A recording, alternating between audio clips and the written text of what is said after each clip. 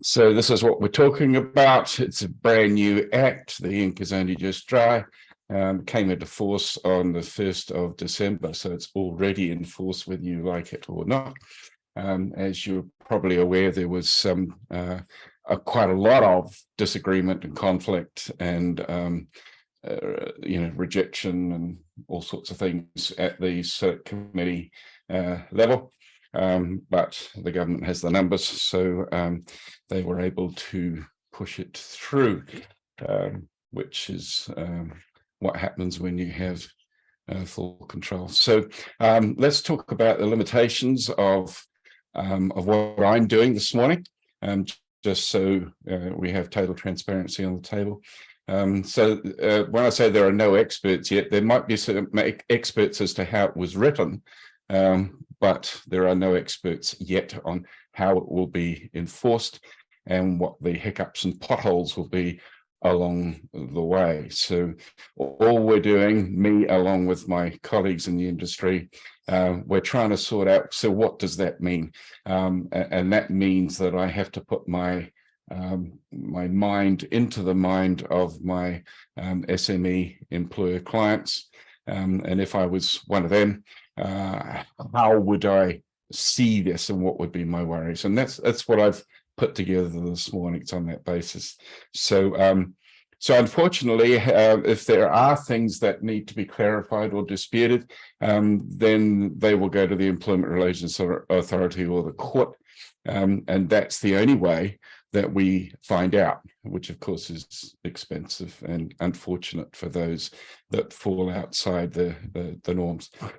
So, and just to put it in context, we've got 193 pages in the Act, 284 sections. We got 45 minutes in question time. So that hopefully will give you some idea of the limitations. So, and just for those who don't know how this stuff occurs, some MPs get together and they say, why don't we do this? Then it goes through a process.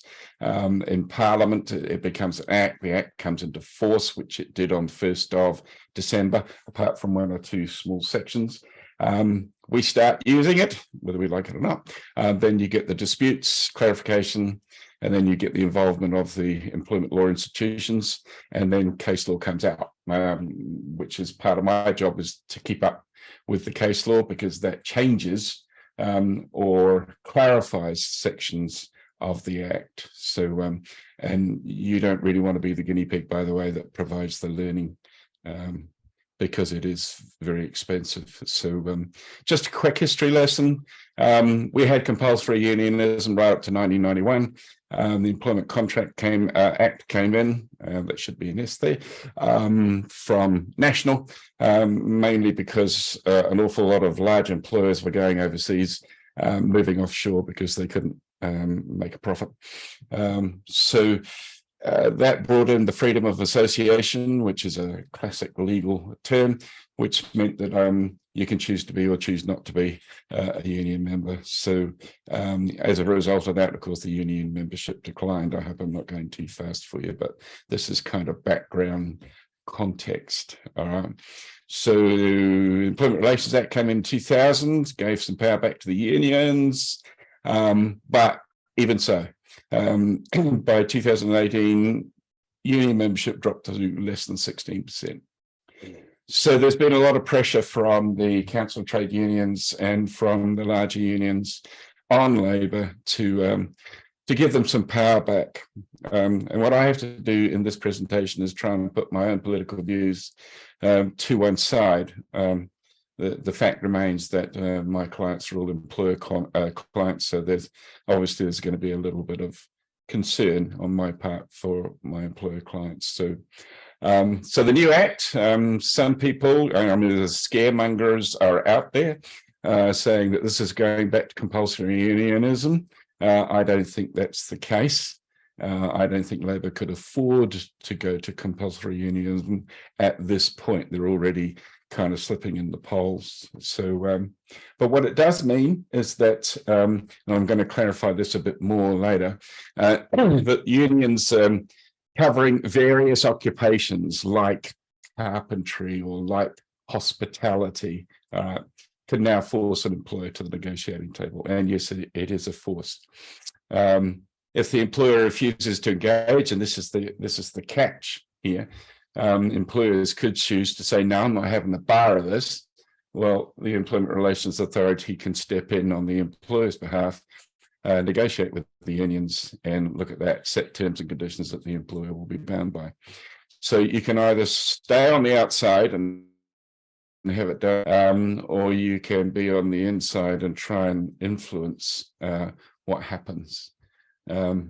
Okay, so here's the stated purpose of the Act itself. So the key words here: industry or occupation-wide and minimum employment terms. So don't be confused with the Minimum Wage Act. This is different. All right. And in certain circumstances, which I'll explain later, the ERA can actually determine the minimum terms for you. So what I said before, it's not compulsory unionism. We still have in that new act, to be or not to be, to quote Shakespeare, for both employees and employers. So you don't have to be a union member, and you don't have to be a member of the Employers and Manufacturers Association or some other body. You can stay outside of it. Your existing, excuse me, your existing agreements, what happens to those? Whether they're individual or collective, in other words, collective means it's been negotiated by a union, because only a union can negotiate collective agreements. They stay in force forever, or until they expire in terms of a collective, or unless they're replaced by a fair pay agreement. So you don't actually have to do anything until you're contacted by either an employer group or a union to say, hey, we want to negotiate an FPA. And that, of course, may never happen. It depends on what sort of an employer you are, what the occupation or industry sector you're in. So some of the technical bits that we do need to talk about. There's a hell of a lot of technicalities in there, but the main ones are coverage. So that means who is actually covered by a proposed fair pay agreement. Who is the Act trying to get at? So there's two things. There's the work or type of work, or the industry, and they can be together, of course. So you could have, in the fishing industry, you could have seamen on board, or mariners rather, on board fishing vessels, and just them, or you could have the entire industry, like Sealord, the entire process be covered by an FPAA. So the words here, keywords: performs work that was within the coverage. And those two are about variations. So a covered employer employs at least one covered employee. So I was trying to think, what are the kinks here? What are the odd bits? And the odd bits are that you could be a cafe owner and have one staff member and be approached by a union covering hospitality workers, and you could end up having to negotiate a fair pay agreement because of that one employee. So if there's in doubt, we have these things called labour inspectors running around, and they work for MBIE, and they can determine whether your shop assistant or your cafe assistant is in fact covered by a particular award. All right. So, all right. So there's a bit more on coverage. Keywords: occupation, industry. So if you're working in the a union sets itself up to bargain for everybody in the forestry industry, and if the Employment Relations Authority accepts their application to do that, then everybody in the forestry industry could be included in an industry-wide award, all right, or agreement. So for those of us who are old enough, you may remember national awards, and that was about the time of compulsory unionism as well. I'm going back a long way. but so we're not talking about the same thing. Okay, so they've clarified in the Act what overtime and penalty rates are, and this is important because if you end up being covered by a fair pay agreement, then the minimum terms will include these terms. So you may find yourself having to pay overtime rates and penalty rates, whereas prior to this, you may not have done so. I can imagine the questions are already coming in, but I can't actually see the chats. So union access, this is a hot topic. Can the union turn up on your site and wander in under Section 265? Yes, they can, without consent. The only qualifiers are, does the union think that there is a covered employee on site? In other words, do they believe that there is somebody in your workplace who is covered by the type of work or the industry sector? All right. And this is one I think is going to be tested because it's so vague. They can also come in if they believe there is an employee who may be affected by it. So even if they've got a sniff that there might be somebody who is affected by or could be affected by the coverage clause, they can come in without consent, which is pretty powerful stuff. I'm sure you'll agree.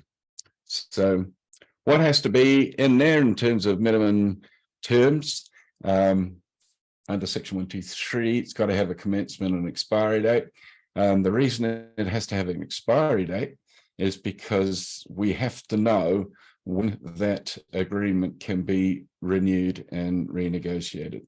There's got to be an opportunity to renew the whole thing.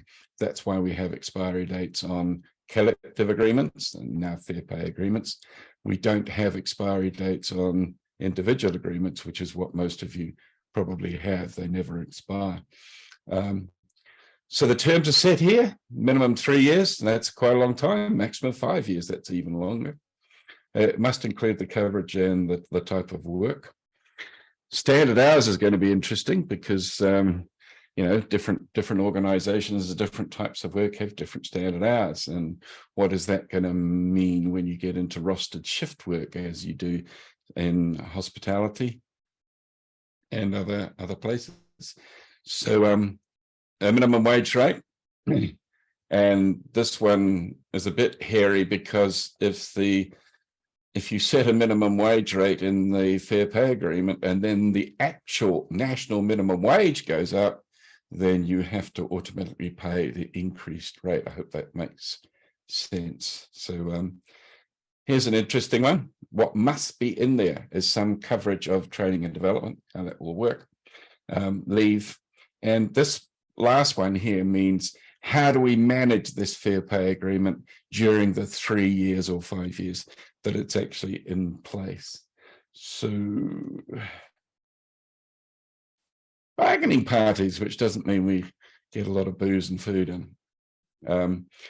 Who is going to be representing the employees? That's the employee bargaining side. It's typically going to be the union. The employer bargaining side is typically going to be somebody like the Employers and Manufacturers Association, who I know many of you are actually members of. There are some separate organizations that have their own, Defence Police, Te Whatu Oro. Okay. I hope I'm not going too fast because I wanted to give more time for questions. Okay, Maori interest and representation, particularly for those of us in the Waikato, of course. So we're looking at either seeking feedback from Maori employees and employers, or talking about, hey, you know, should we have a person of Maori ethnicity on our bargaining panel or part of our bargaining team on either side, employees or employers. So a union just can't set themselves up as the bargaining agent. They've got to apply to the ERA and be approved. There's a representation test, so I can't set myself up as a union representing 4 employees. we've got to have a minimum of 1,000 covered employees, or 10% of all who would be covered. So that can be quite wide. Once again, it's probably going to come down to interpretation when we hit the road. So here's the catch I referred to. Either if there's no employer bargaining side, if nobody steps forward to represent employers in the sport and recreation industry, the ERA will wait for, and I know this is very technical, they will wait for 3 months plus 1 month. That's a total of 4 months. And if nobody steps forward and the union still wants to negotiate, then the ERA may step in and actually fix the terms for those people, or refer them to mediation. So, right. So the formal part of this, God, I went through that fast. It's only 20 minutes. In closing, whether this is good or bad depends on your viewpoint, of course. So if you're a person who works on minimum wage, then you will have your viewpoint and you'll probably see this as good. If you're an employer, it'll be a different view. So so the bit about good faith law, that means it's enshrined in the Employment Relations Act as not doing anything to mislead or deceive, I think is the words. So you have to be transparent with each other. So, and we will wait and see. So that's the overview. So now I will stop screen share and I will go for questions.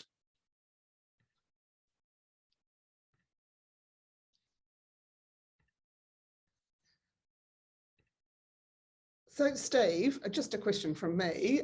First of all, I know this covers, you've talked about employees and things. How about contractors and that kind of people? So no, there is a specific prohibition, not a prohibition, that there's a specific warning in the Act that if you try and turn people into contractors purely to avoid the FPAA, then they will pounce. Right. Cool. And so question, how do they determine what makes up an industry? So hospitality in some places can include food and beverage or accommodation, yes. Travel and tourism. I was using it in its widest sense, and depending on the nature of the unions, you could get 3 unions in the covering the hospitality industry, collaborating together and setting up a bargaining party. Excellent. Yeah. Yeah. I think I'm talking to employers here, aren't I? Yes, absolutely. Yeah. So I initially, when I saw it all happening, and I saw the employers and manufacturers and other employer groups getting really upset and concerned about it all, and I shared that concern.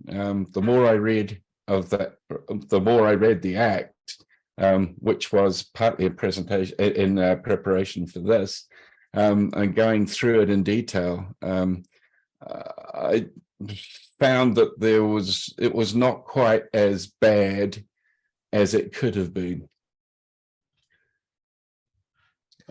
So for some employers, you may never ever experience anything to do with any of this. You know, it may just go straight over the top, and you don't experience it. But you only need one union member who is keen and passionate about these things, and you can end up having to go through an FPA. Okay. I think the access to the worksite without consent was a step too far, because under the Employment Relations Act, you do actually need permission to come on site, which shall not be unreasonably withheld. You know. So the FPA will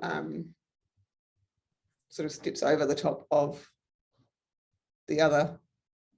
In that, yes, In in that instance, yes. Cool.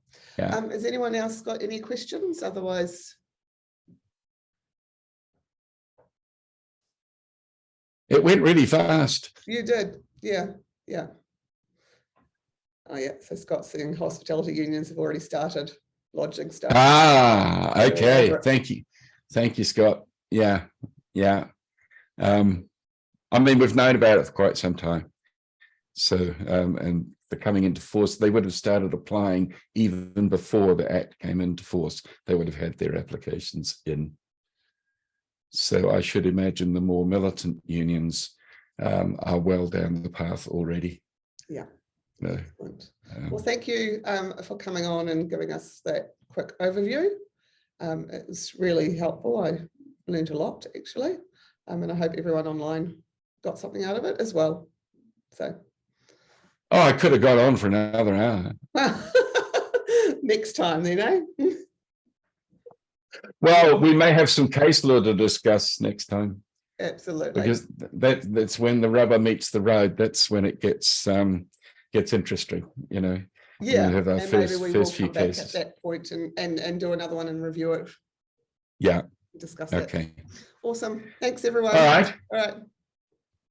See you later. Adios.